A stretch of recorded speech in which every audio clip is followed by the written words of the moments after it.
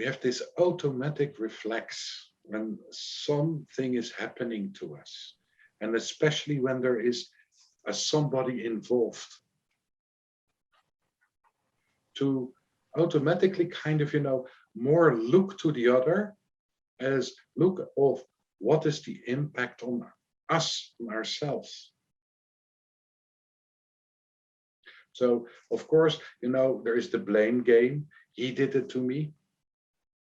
And of course, when we blame another person, at the same time, we are more focused on the other person, what the other person is doing, what the other person did to us.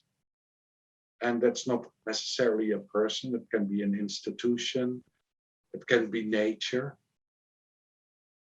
The snake bit us. So we need to do something about the snake.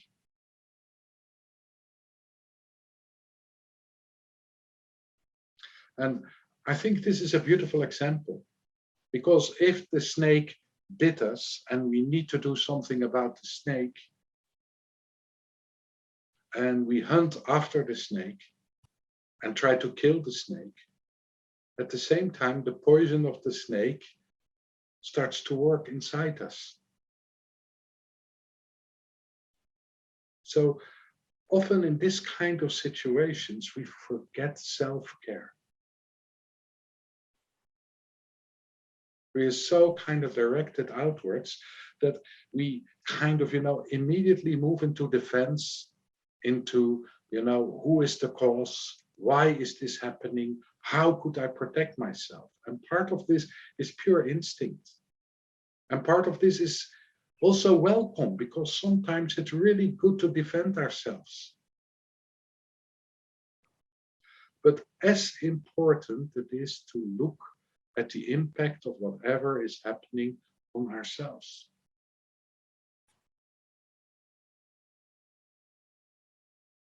So the more time we take in kind of looking outside for causes of what happened to us, and we ignore what's happening really inside us, what is the impact of the event, the more there is a rupture between the shock, the trauma of what happens, and our consciousness. So the more there is a chance that we build a trauma, that we don't take the space and time to move through what really happened. The less we give our nerve system the possibility to work through the shock and the trauma. And of course, when we look at shock and trauma, we tend to take it as something which is psychological, especially, when the trauma is not directly physical, if we're not beaten up or somebody breaks our arm or whatever. When it's more on the psychological level that something is happening to us, we have a tendency to make it psychological, to make it something spiritual sometimes. And although a trauma can show up on psychological and spiritual levels, mainly it's something physical. It's connected with our nerve system, with the body. And we talked about this. This is partly when something is happening that we dissociate. We move a little bit away from the body, because the body is containing the shock, the memory of what happened.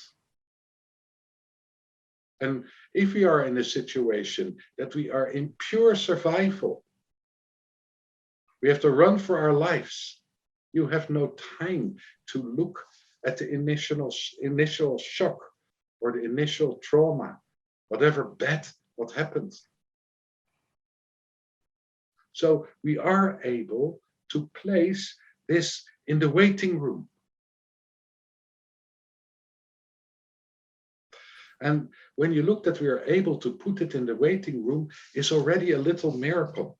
Because putting it in the waiting room means that we put it out of space and time in a way. It has no space, it has no time.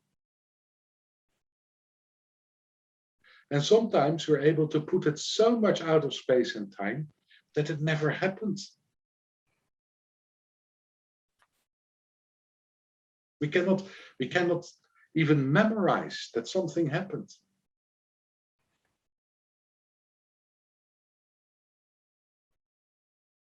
But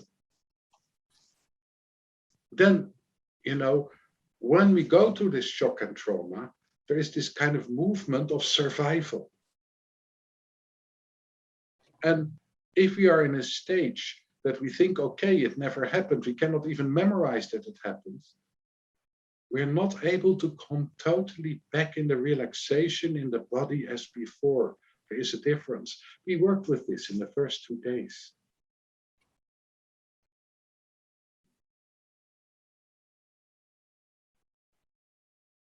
So, and that means that there is a basic stress building up in the whole nerve system.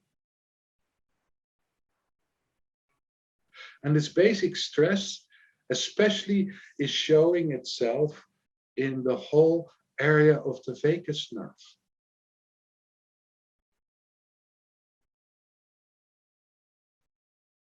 In the movement and the freedom of movement between the parasympathetic part of the nerve system and the sympathetic part of the nerve system.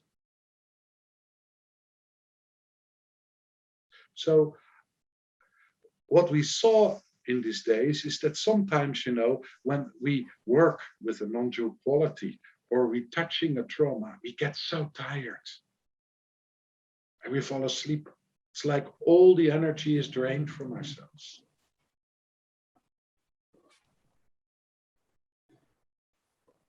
And it's difficult to stay alert, to stay awake. That means basically that the sympathetic part of the nerve system is kind of locked down a bit. So we're drawn into the parasympathetic.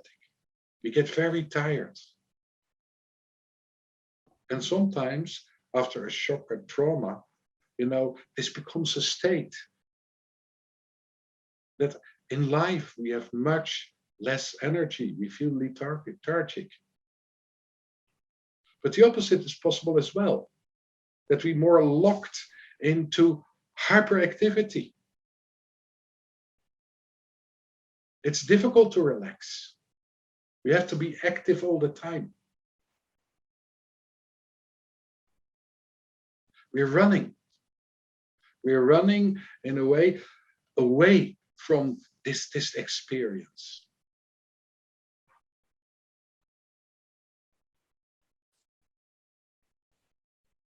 So as an example, when a friend is visiting, then it's very difficult to sit still. You have to serve the friend all the time. You have to run through the house. You have to make coffee, bring some cake. You have to do this, you have to do that. You cannot relax in a social environment. You cannot sit down.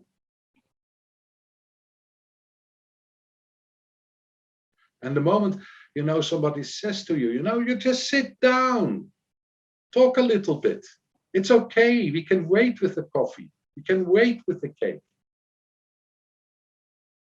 It becomes very uncomfortable. It's just not possible.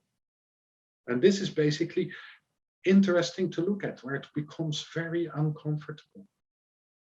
Because kind of moving towards this uncomfortable position is helping to rebalance the nerve system, the movement from active to passive, from active to restfulness, in a way that it's not an either or you're active, or you're out, or you're out all the time, or you're active all the time, but where there is a smooth movement between rest and activity, and where it is possible to activate both at the same time, that we can be active in a very relaxed way.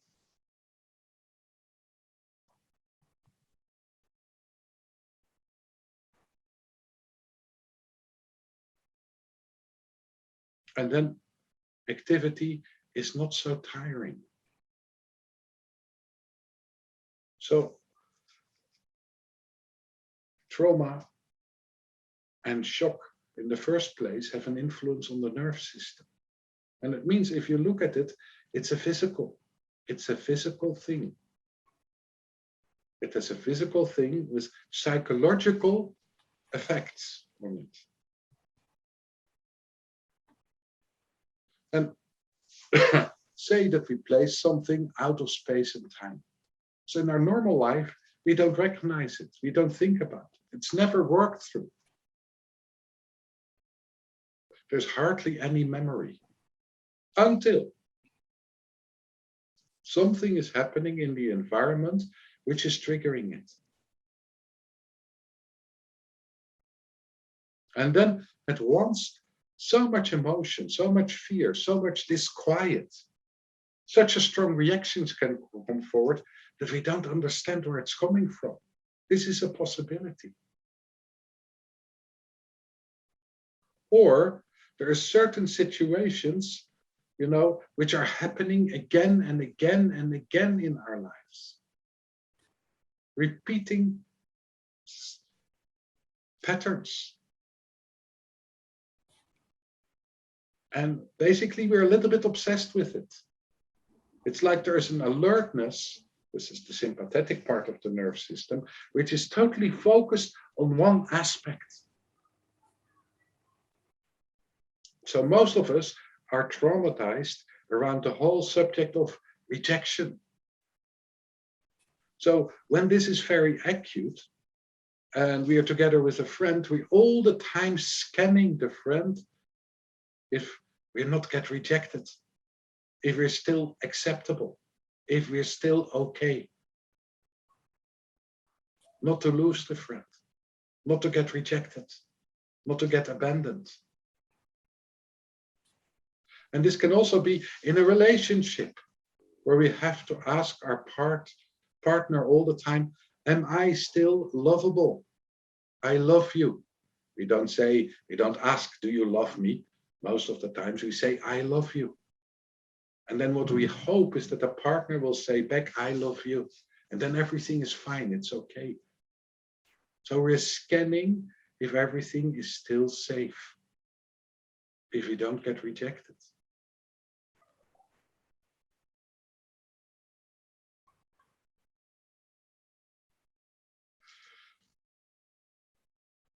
So in this whole movement,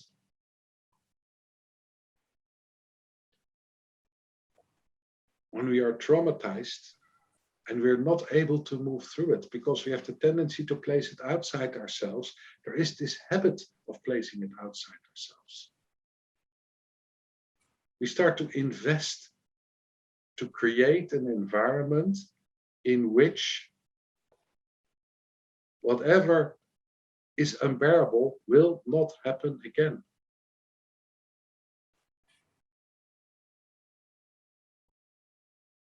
So if there is a trauma around betrayal, then, you know, if we open our heart to a person, one of the conditions which are there is that this person will never betray us.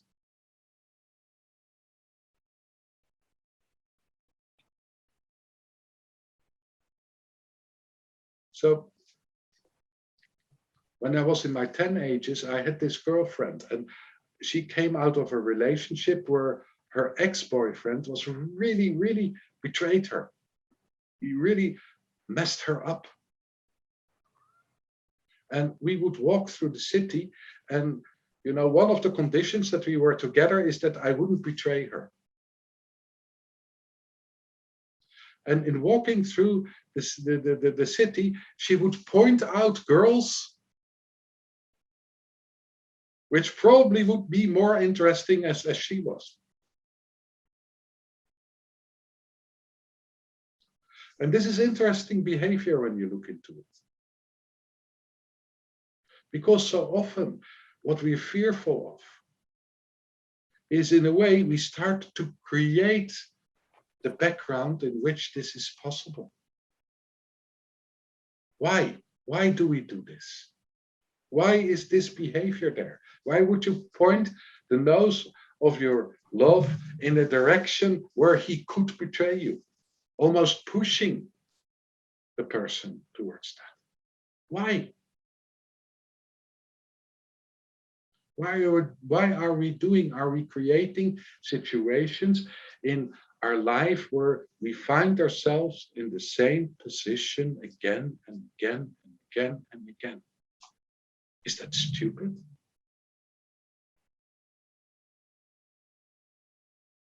So partly, this is because something is not whole inside ourselves. Something is missing. Something is needed to integrate. And again, what Georgi brought forward yesterday, if we lose ourselves in a duality, what is missing is the depth of connection with the non-dual quality, which is behind the duality.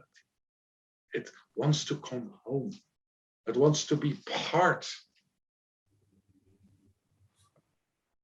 of your life again. So by recreating situations, it gives us the opportunity to go through the same pain again and again till we're able to integrate. But then if we are not able to take this pain again and again because we're looking too much outside,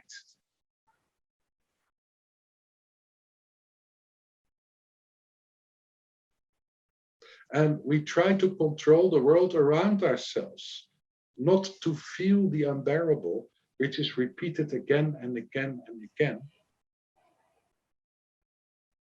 we stay very long in the same position. And the same lessons are coming forward again and again and again. Not as a punishment, but as an opportunity again and again and again.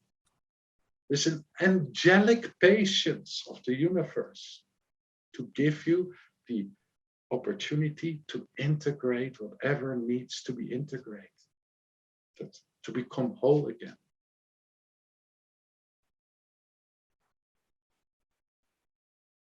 And again, there is no judgment about it. It's just how it goes.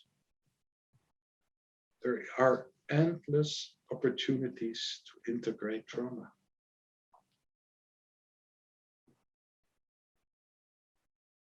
To move through it. And these opportunities are coming forward in daily life. So when you look into it like this, then, life is our main teacher. Because life is bringing us on a plate as an experience. What we need to experience to become whole again. But then this is again connected with attitude, because we have so much an attitude towards life that life is great if it's hunky-dory, if there is no problems, if there is no pain, if there is no discomfort. And when there is a discomfort, a pain, or a problem, or reacting in or overacting in a strange way,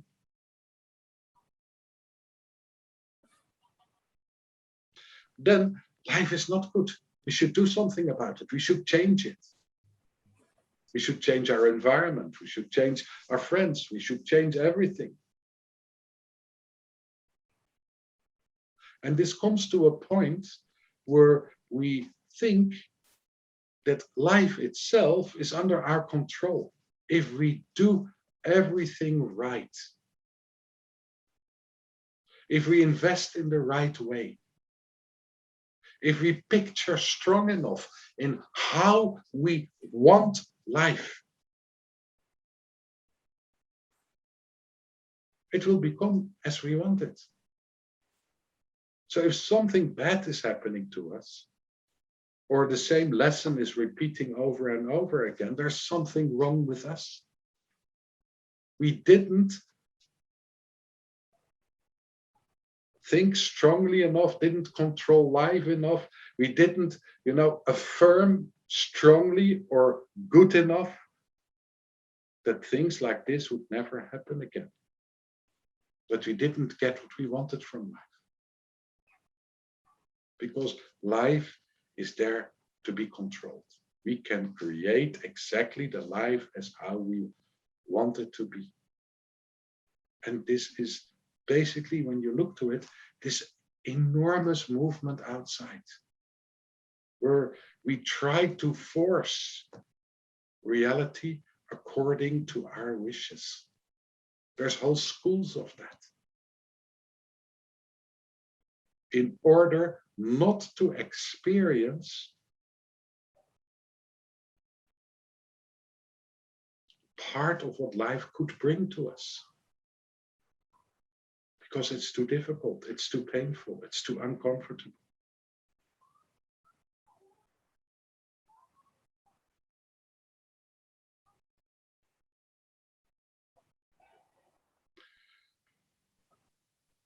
And of course, when we look at this, there is an incredible fear to really surrender to what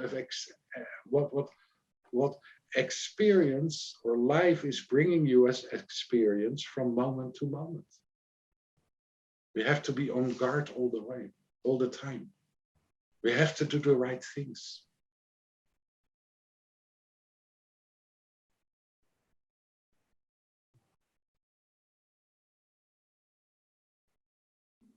So part of this pattern is that, we think that we are the author of our lives. But in a deeper level, we give the authority to the environment.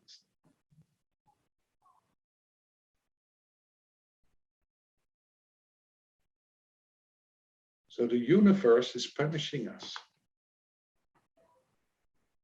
It's not fair.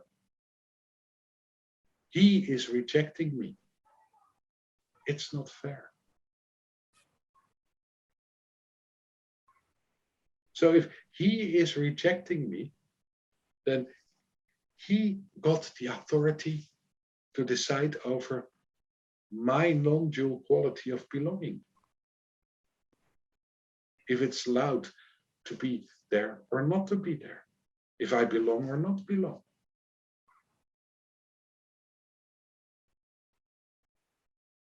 And in this, what we do is we start to move into the whole picture of victim and perpetrator.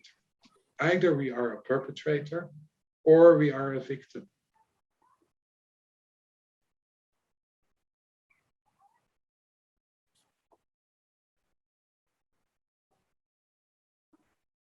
So if you are a good perpetrator, you create life around you as you want to have it. You just force the universe in the form you want to have it.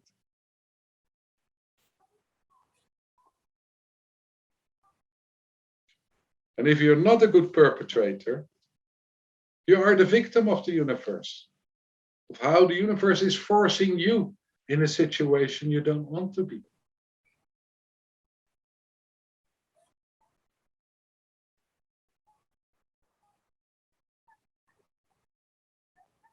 So when we look to the whole picture of perpetrator and victim, because, this is so deeply in how we are thinking, how we are perceiving reality. He did it to me. It's because of.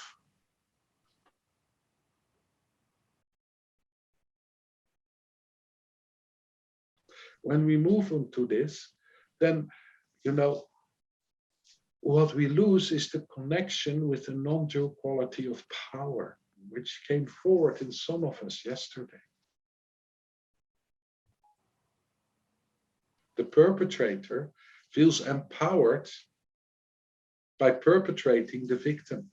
It gives him a sense of power.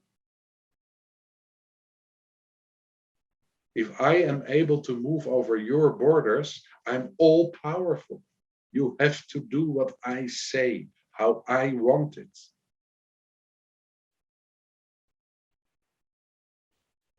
It gives me a feeling of power.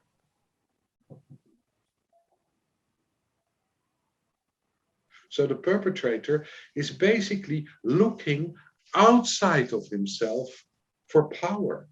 If I can create my life as I want it, I'm all powerful. I'm in power.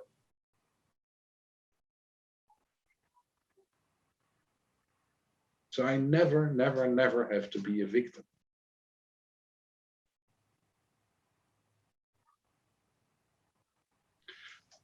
But then the power is outside.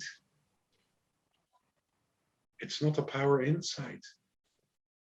It's a power which needs to be affirmed again and again and again by the reality doing exactly as you wish.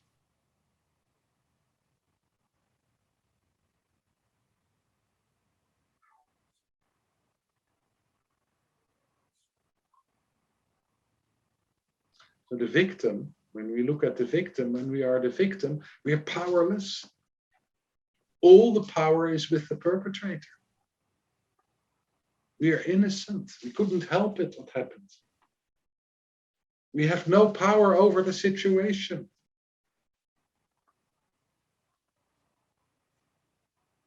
And again, all the power is projected outwards.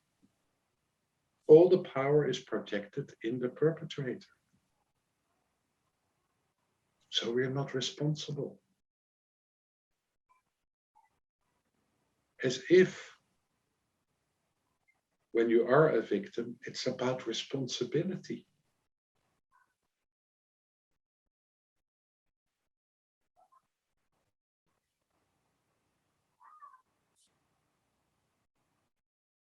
So to be a victim is bad.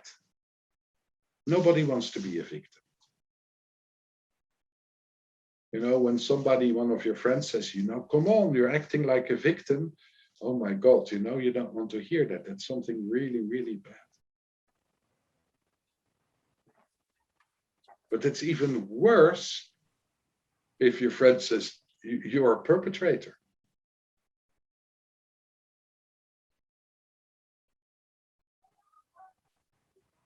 And still they dance together.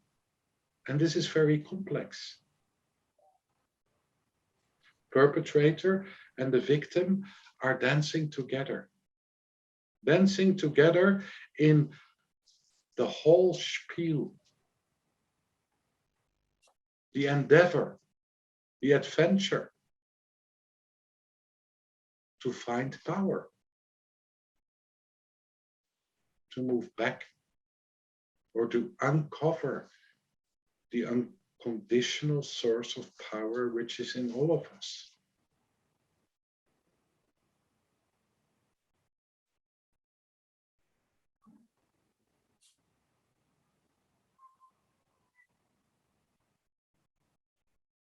So when something happens to us, which is overwhelming, when we are, as an example, sexually abused at a young age, of course, this is damaging. This goes over all our borders. This is not what we want.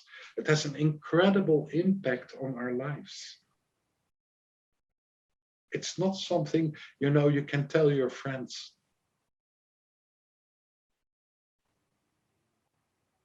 My grandfather abused me.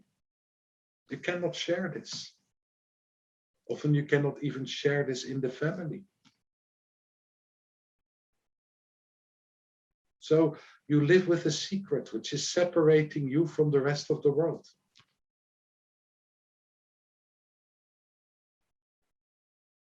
And often with a deep thought that, you know, only these things are happening to you because you did something very bad, because young children are so much moving into the whole movement of reward or punishment.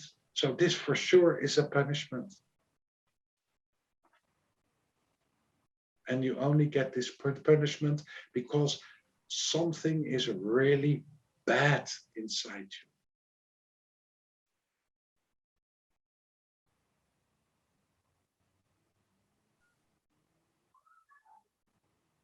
And this badness is unbearable, because this badness, when we look into it, is loaded with the perpetrator.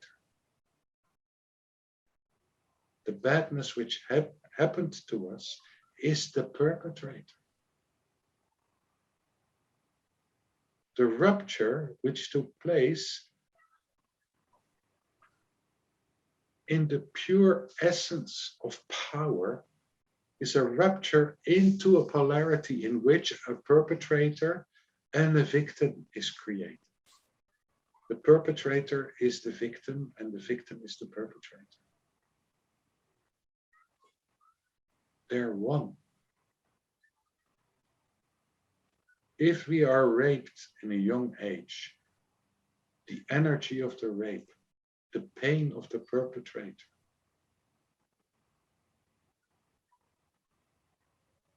the cruelty, the being treated as a thing, the sense of power, the sadism, all of this is experienced by the victim. All of this is opened as a possibility of human behavior inside it.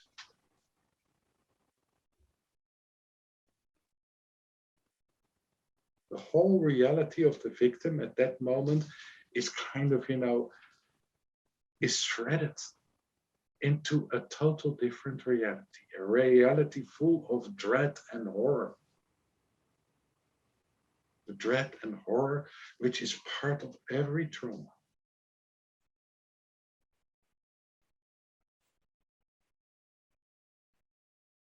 And for most of us, the worst thing what could happen to the victim is that the victim would become the perpetrator.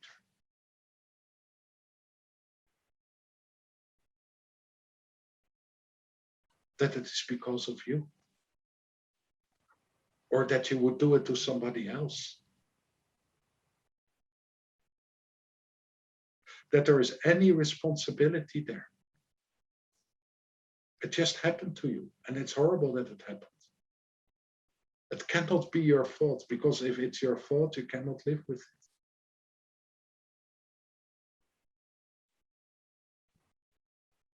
So the whole area of the perpetrator, which became part of your psyche, part of your memory, part of your experience, is banned, is not allowed.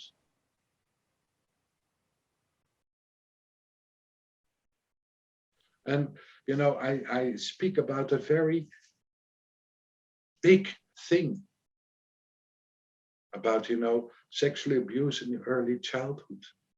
But there are a lot of little things where there is cruelty, for instance, from your mother towards you.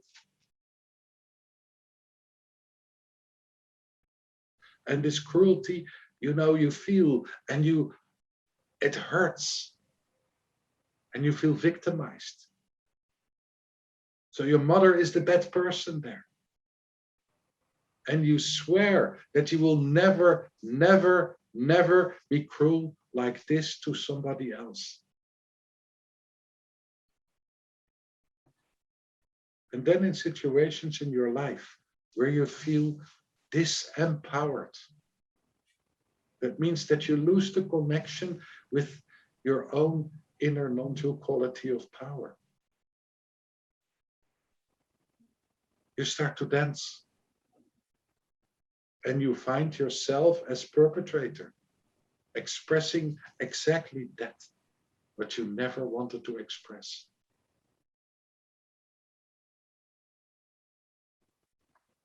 and in little things that happens to all of us all the time. And what do? We do exactly what the perpetrator did to us. It's because of that person that brought us to a situation as peaceful as I am, as sweet as I am, which brought me to a situation that I had to express this. It's because of you. Because it's so difficult to take responsibility.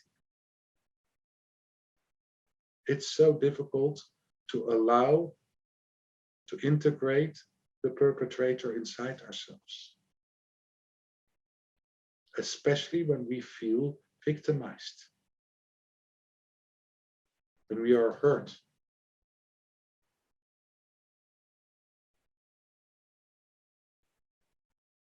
So what we see around ourselves in the world is a constant dance between perpetrators and victims on a lot of different levels of cruelty. You belong, you don't belong. I accept you, I reject you. You're bad, I'm good.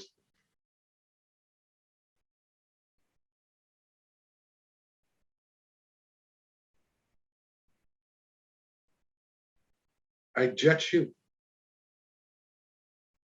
I'm judgmental about you. I don't see you as a complete living person anymore. I see you as a caricature of my own inner fantasy, imagination.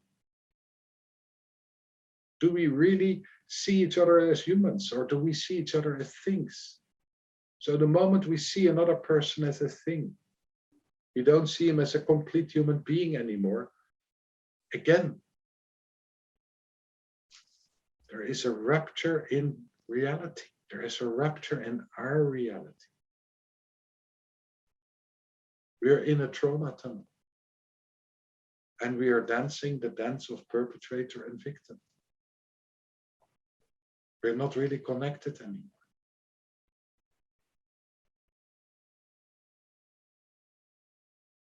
We lost the connection with our own inner power. We feel powerless. We are afraid. And power doesn't mean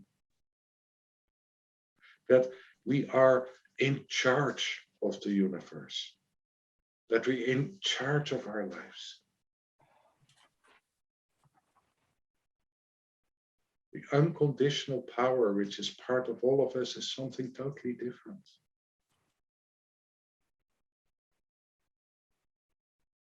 Partly, it's that part which never, never, never can be damaged. What's always there. It's the power of the unconditional part of ourselves. It's the power of our essence. It's the power of the non-dual qualities. We can lose connection with it, but they cannot be damaged. That part stays always intact. We can always move back to it.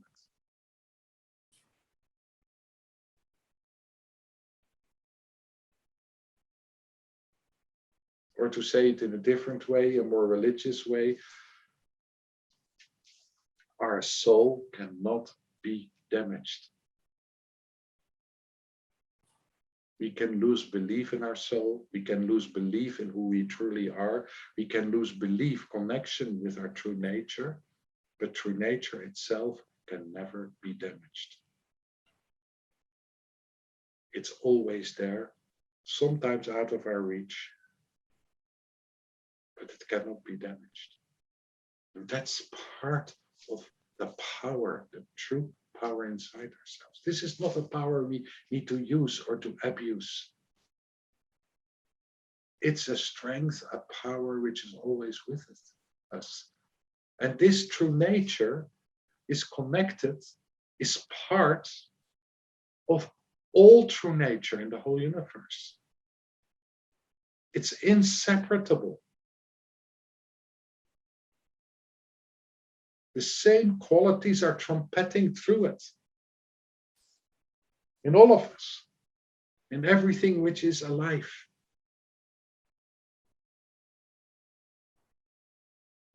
And everything is alive.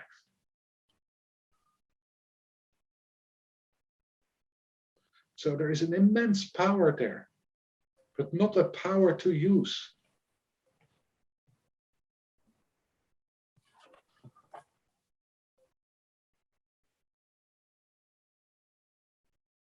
So when this connection with this power gets hurt, so we lose the connection with it. And you know, it's so often when something is happening there, happening to you, which is beyond imagination, there is this automatic kind of also drawn back into this source of power. Something is there as well, which is untouched. In the moments of the greatest horror, there is something inside yourself which is conscious, which is aware, which is untouched. And there is something which is very deeply damaged. And how do we go? Where do we go with in such moments? Do we go with that part which is untouched, which is able to kind of to contain the part which is damaged? Or do we disappear in the part which is damaged? Do we start to believe in this? Is that the part which becomes our reality? And again, the environment has quite a big influence on this, because the environment is pointing at the part which is damaged. That's the important part. That's really what it is about. And not in to heal what is damaged,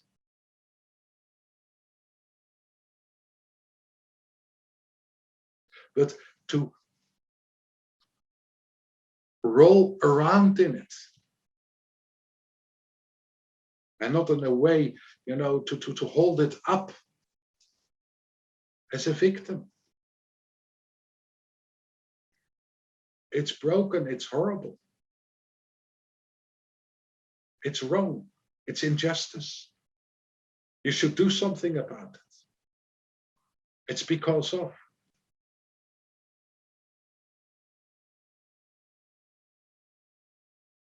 And it's in very simple things. You know, I remember as maybe a 2-year-old boy, you know, I was just walking and I fell down on a piece of glass, and this piece of glass was sticking out of my knee. I still have the scar. And I remember that I looked at it. It was hurtful, but not that hurtful. And there was some blood. And I looked at it in pure wonder. And the teacher of the kindergarten where I was reacted totally hysterical.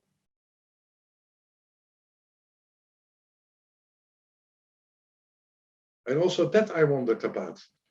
But then, you know, at a certain moment, I kind of got that what happened to me was horrific, was horrible. And it got me out of this place. It's like I copied her reaction as this is what it really is about. You know, what happened was horrible. This piece of glass was horrible. Well, whoever was guilty of this, that there was glass there. The whole story, although I didn't understand it, it got me out of myself. Confusion. And I think if we think back about little things or big things which happen to us, that there is a part of you which is untouched.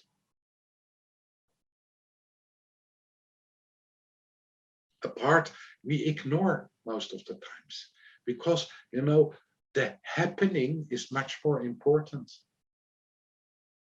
But this part is the part which is able to contain whatever is happening. So by letting go of this part, we move into the whole reality of causality.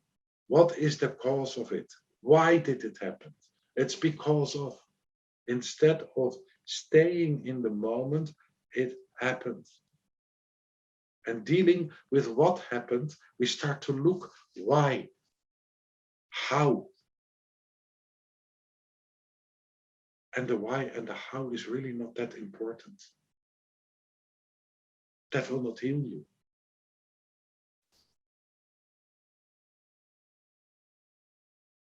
And with this, so often we lose the connection with our power.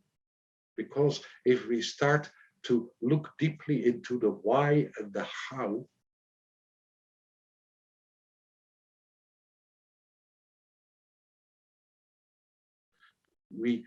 and move into the world of causality, then what happens is that automatically we kind of, you know, split into perpetrator and victim.